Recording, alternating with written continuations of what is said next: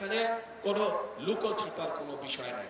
এখন প্রিয় ভাই বোনেরা, এই যে 12 তারিখে যে আপনারা আপনাদের পরিকল্পনা সফল করতে যাবেন, একই সাথে আরেকটি কাজ করতে হবে।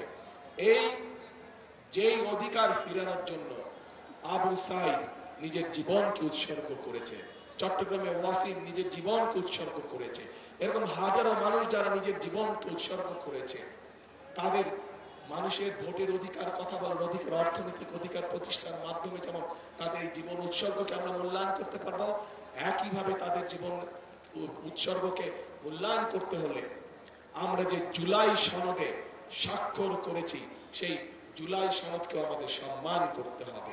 এবং সেজন্যই আপনাদের সকলকে অনুরোধ করব যে ধানের শীষে যেমন সিলটা দিবেন 12 তারিখে, একই সাথে আপনাকে যে দ্বিতীয় ব্যালট পেপারটা দিবে হ্যাঁ এবং না, সেখানে হ্যাঁ এর পক্ষে দয়া করে আপনারা রায় দিবেন।